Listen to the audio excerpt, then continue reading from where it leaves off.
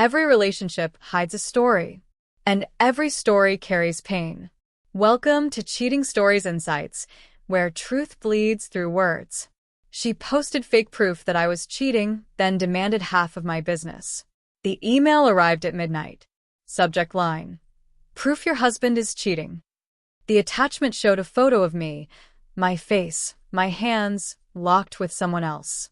But it was grainy, staged, cut from angles I'd never even stood in. Still, it spread. Screenshots, whispers, pitying stares. Within hours, the question wasn't whether it was true. The question was whether my marriage or my business would survive the fallout. Her fingerprints were all over it. My wife, the same woman who toasted with me at anniversaries, who spoke of loyalty as if it were scripture, who smiled with practiced sweetness while sliding knives into my back. And then came her demand: half of everything I had built from nothing. She thought the smear campaign would force me to settle. She thought shame would silence me. It did silence me, but not in the way she wanted. At first, I told myself it was a mistake, a misunderstanding. Maybe someone coerced her. Maybe she would undo it. Then I saw her face. No guilt. No cracks. Only calculation. When neighbors looked away, she smiled wider. When friends hesitated around me, she leaned closer in public, performing affection. But behind closed doors, her voice sharpened into daggers. You can fight me in court, she said, but the internet already believes me. I looked at her. I let silence stretch. I swallowed every word clawing at my throat. That night, I lay awake beside her, staring at the ceiling. Her breathing was steady. Mine was not.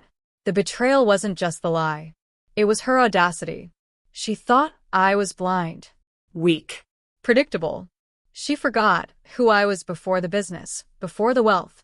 She forgot what I had built my empire on. Patience. Precision.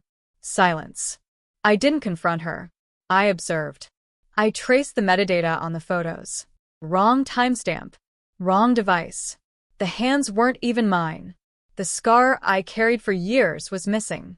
Quietly, I hired analysts. Frame by frame, the so-called proof unraveled. Artificial faces. Composites stitched together. A fabrication, bought from the darker corners of the internet. And still, she doubled down. Public posts. Subtle jabs. A full campaign. I let her. Every word she spread only dug her grave deeper. Meanwhile, I gathered bank records, messages, transfers. Her accounts paying the faceless service that created those images. The paper trail glowed like embers waiting for air. At dinner, I poured her wine. She laughed about court dates. I nodded. Smiled. Inside, I counted down the days like seconds before detonation. The truth came in a manila envelope. Reports. Bank statements. Expert authentication. I didn't wave it in her face. I waited.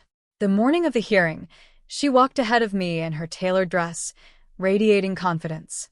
To her, the courtroom was a stage. She would cry. She would tremble. She would perform innocence until the judge pitied her. I carried nothing but the envelope. When my name was called, the judge glanced at the file, then at me. His brow tightened. His lips parted slightly. The room fell silent. He recognized me, not from gossip but from precedent. Years ago, I had dismantled corporations twice her size. I had stood in higher courts with higher stakes. My name was a shadow in legal circles. A strategist who didn't lose. And suddenly, her performance collapsed. Her smile faltered. Her lawyer's confidence thinned into confusion. The judge adjusted his glasses, unease spreading across the room like contagion. He cleared his throat. Let's proceed. The weight of recognition shifted everything. It wasn't just a divorce trial anymore. It was a chessboard. And they had just realized I was playing black pieces. Her lawyer tried. He painted me as an unfaithful, controlling husband. He gestured at the fabricated photos with false conviction. She sniffled, dabbed her eyes, lowered her head just enough to sell fragility. I could almost hear the script in her head. But crack showed. The judge's gaze lingered on her too long. Then it shifted back to me. I said nothing until my turn came. I rose slowly, every movement deliberate. I didn't look at her. I simply placed the envelope on the bench. Inside, her payments, her signed requests for digital forgeries, expert confirmation of falsification. The judge turned pages slowly, his face drained of color. Her lawyer froze mid-sentence. She leaned forward, eyes darting over the documents as though sheer willpower could erase the ink. Finally, I spoke.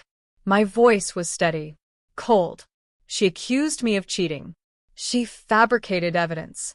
She attempted fraud for financial gain. No anger, no raised tone, just fact. Her hands trembled. She shook her head. Her whispers dissolved into incoherence. Real tears spilled now, breaking through the mask. The judge exhaled heavily, the kind of sound that carried both disgust and finality.